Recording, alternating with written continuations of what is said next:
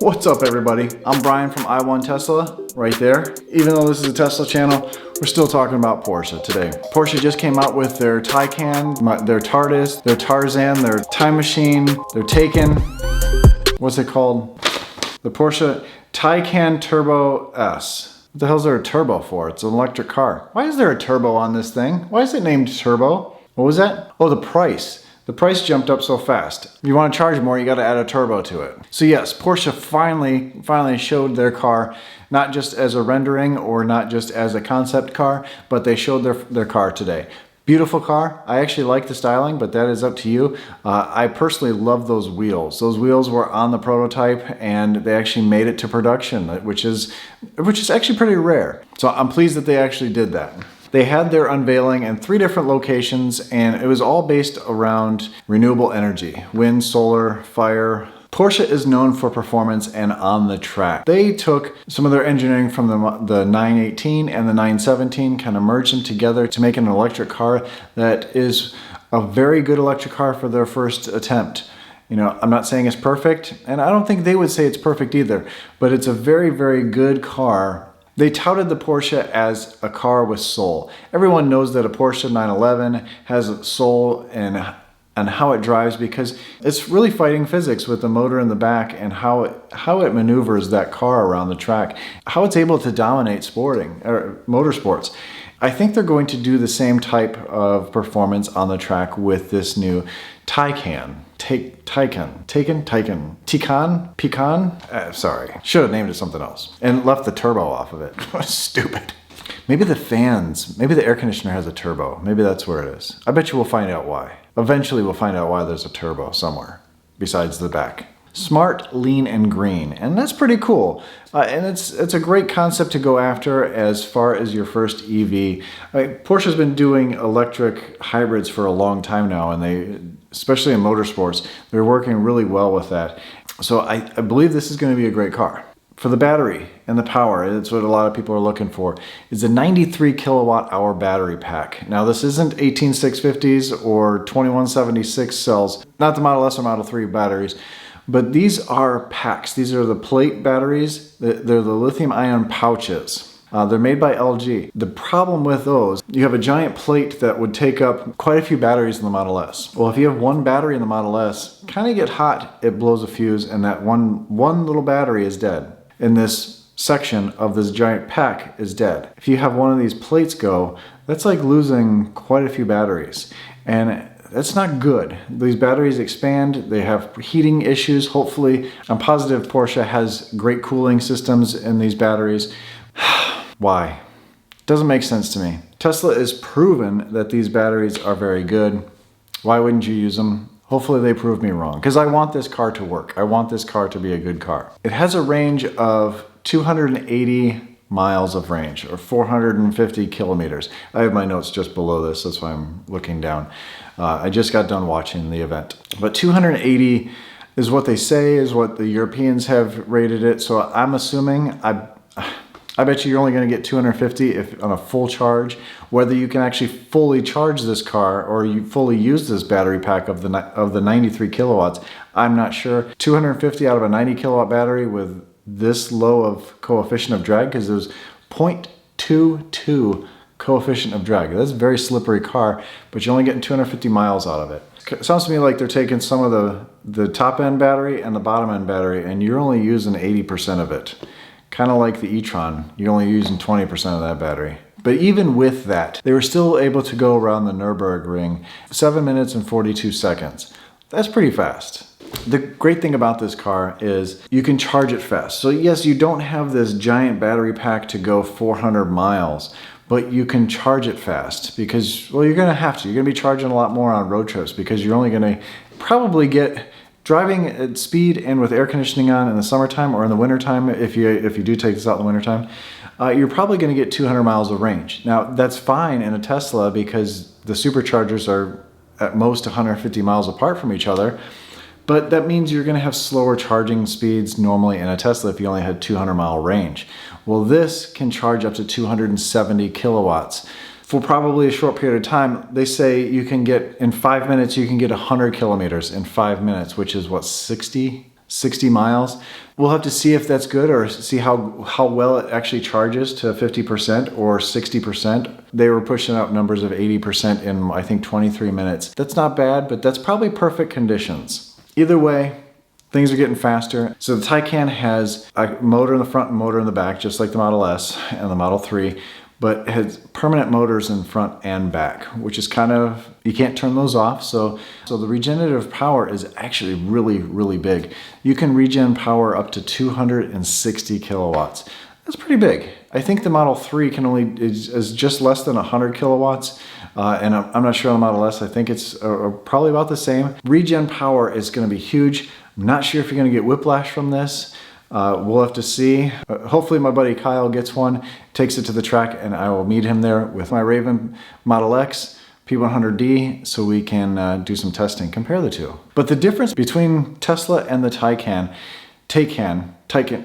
son of a bitch, I wish they would just name this something normal, is the rear motor. The rear motor has a transmission. So most electric cars don't have a transmission. This one does. This has 2 gears. So that first gear is really to jump start it forward, and that might be part of the Ultra Boost that they're talking about for launch mode. When you're really hitting it hard, you're going to use that first gear. Electric cars have so much torque. This one has over 1,000 Newton meters of torque. So normally you're going to take off and just use that second gear. They claim 0 to 60 in 2.8 seconds. That's very fast. I think it's conservative. I really do. I think they're saying 2.8, but they're really thinking 2.6. Again, we'll have to see. My Raven Model X is rated at 2.7 or 2.8, and be a good comparison. A giant SUV versus a tiny little sports car. See what they get. 0 to 60 coming soon. They said that this will have an air ride suspension, a dynamic air ride suspension, which will help you go around corners. See, Porsche is really known for being on the track. Tesla's really known for beating people off the line and going to the drag strip and things like that. It's not really known for being on the track, even though, as you saw in my last video, you can really take a Model 3 out on the track and have a lot of fun with it. And we've done that before in the past as well. But it doesn't handle like a sports car. You're gonna see way more Porsche Taycans, even though I don't think they're gonna make that many of them or sell that many of them. And I'll get to that in a little bit. But I think you're gonna see more of these on the track than what you'll see on the Model S. The Model S will overheat on the track, where I don't think this Porsche will. Porsche looks at racing first because that's their heritage, and that's what's really cool about it. I used to be a very big Porsche fan until I bought a Tesla. Am I switching to Porsche? Probably not. No, I'm not. These cars will get software updates as now the norm with Tesla. I wonder if you'll have to pay for the software updates like the e-tron. The e-tron, you get 2 software updates once every 6 months, and then after the 2, you have to pay $400 and some for them. It's kind of weird. The interior styling. I like the interior. It's very Porsche. The steering wheel looks like Porsche. It looks like every Porsche available. But the screens, this thing has screens for days. You know, the Model 3 only has the 1 screen there. The Model S and the Model X have two screens, one giant one, and this one has 4 screens, up to 4 screens. You can get it with 3 screens, and there's an additional 4th screen for the passenger, right where the airbag would be. You can use that as navigation. You can use that for whatever, probably lap times, things like that. It looks like very good quality materials. You know, Tesla gets a lot of knocks for not having the best materials in the cars. Porsche doesn't. Porsche uses some really good materials, so I expect the interior to be a lot better than a Tesla. Fit and finish wise, not sure on the outside. Tesla buyers seem to be some of the most picky people in the world, where panel gaps are always looked at and measured, and yes, in the past, Tesla hasn't been perfect with these. Never seen so many complainers, I guess. And I was one of them. But really nice. I can't wait to sit inside one and feel how much room there is inside.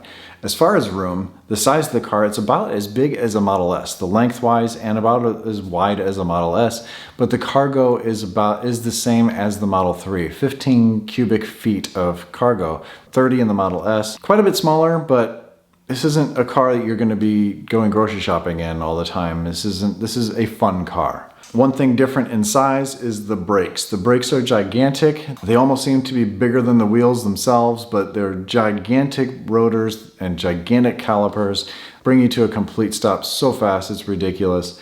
Along with the regenerative braking, it's going to have some great stopping distance numbers. So I'm excited to see that as well. Now for the reason that I don't think they're going to sell too many of them, or not too many people are going to buy them. Boils down to the price, that turbocharged price. Base model is $150,000 for the base turbo. The S model is $185,000, and those are base prices. In typical Porsche fashion, you have probably 40 options that you can add to that price. So you're easily going to get over $200,000 for this car. Is it worth $200,000 to go 200 miles? I don't think so, because I think by the time this car actually comes out, because it's not out yet, this is just showing the vehicle, it's not out. By the time you actually can get one, I think some of the Roadsters will be coming out, and the base price of the Roadster is $200,000. 600 mile range, 200 kilowatt battery pack, 0 to seconds to 2.1 seconds. 4-seater, this is a 4-seater. Trunk, frunk, 2 doors versus 4 doors. I'd put my money in for a Roadster way before I bought a Porsche. Now, will the Porsche handle better on the track? Probably, because it's going to be a lot lighter. 200 kilowatt pack versus 93 kilowatt pack, depending on the batteries that they use for the Roadster. Maxwell, those will be light. It really depends on what that Roadster is like when it comes out. But say $200,000 for a Model S 85 range, a 2013 Model S 85D, that's a lot of money. You can buy a used Model S, put a really good suspension system on there. You can build a lot better car for a lot less money. Actually, you could take a Model 3 and really trick it out and make a better car for a lot less money. You could probably buy 2 of them, trick them out, and for the same price you can have this. Yeah, I wouldn't buy one. You need more car companies to do this. Unfortunately, you're gonna hear all over the news, this is the Tesla killer, Tesla killer. There's no way this is gonna kill Tesla. There's no way this is gonna put a nick into Tesla, not even a bruise. I'm glad these companies are doing this. Porsche is already at this level. Tesla's here, Model 3's here. We need cars in this range. We need to stop making cars for here and really focus on everyone down here. And that's what's gonna change the world. That's really the whole point. Soul electrified, because it's a Porsche. Yeah, Porsches have a soul. That's great, it's all well and good, but let's look down the road a little farther and let's work on those problems instead. And besides, Teslas have soul. It's just AI. Thanks for watching. Subscribe to my channel. Hit the like button. It helps out the YouTube algorithms. Helps my numbers get a lot higher. And also click the bell so you can stay notified for future videos. When I do go to the track with the Taycan and my Model X. You don't want to miss that. It's going to be a good one. As always, stay awesome, stay positive, and I'll catch you on the next one. See ya. Taycan? It's Taycan, right? Taycan? Like Liam Nielsen? No, Taycan, like you're wearing a tie and there's a garbage can, right? Taycan, like Thai food? It's T-A-Y? That's Tay, can. I'm asking you, but there's no one there. I'm talking to nobody over there.